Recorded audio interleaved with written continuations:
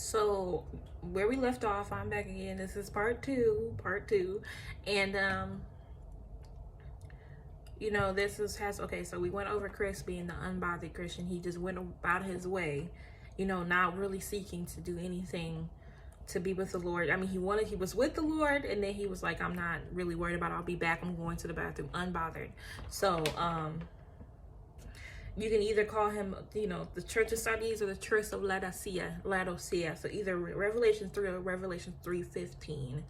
And you got to get serious. So if this is you, because this is why I had to put it on here, because you can either be Whitney or you can either be Chris, or you could be me. And granted, not me and symbol, but be a believer who walks with the Father, who has the Father go before him, who believes in his word and gives God his time to be with. So you could be with him. You have to be with him. You have to have a relationship.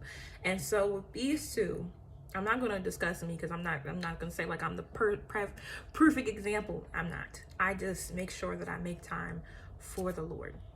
I make time for him.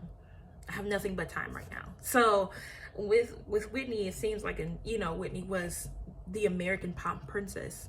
And but the thing is, she left in the dream. She was saved and she left. So I took from if you go to Second Thessalonians, I can't even say that word. 2 Thessalonians 2 and 3, the great falling away or the great rebellion, she was saved and she left. And that is basically, if you go to like Ezekiel 33:12, I like it a little bit. I might be right. Or Ezekiel 33, it says, when the righteous, let me see, the righteous will not be saved by his righteousness if he transgresses. That means if you have faith and belief, back in the Old Testament, it was belief in God, so belief in Yah.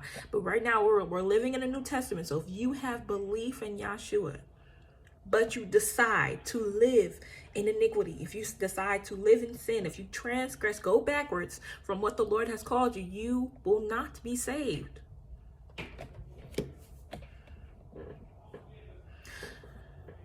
You will not be saved. And it is the same for when the wicked. It also says in there, if you keep going past 12 to 13, I'm not going to look it up right now, but I know, because it's just, when I saw it, it was crazy. If the wicked turn away from wickedness, they will be saved.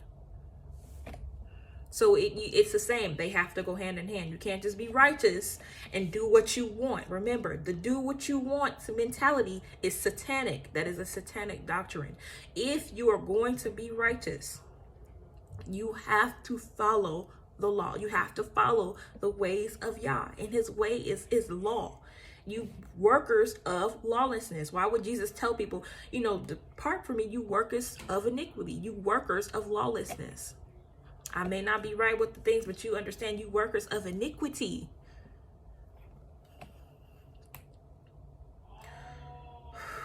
So, when it comes to that, you have to, this is probably a wake-up call to people who call themselves Christians. I'm not even going to be concerned with what you call yourself now. I'm going to go by biblical standards. Are you a righteous one? Are you a believer? Are you wicked?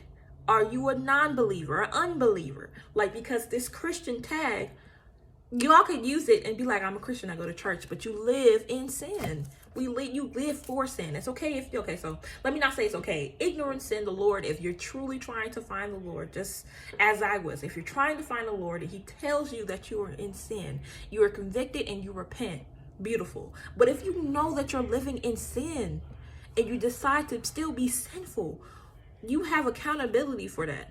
You have accountability. So, and also, this goes to what Whitney was trying to save herself. I can't be saved. You can't be saved in the name of Sierra. You can't be saved in the name of Josh. Or you can't be saved in the name of whoever. You have to be saved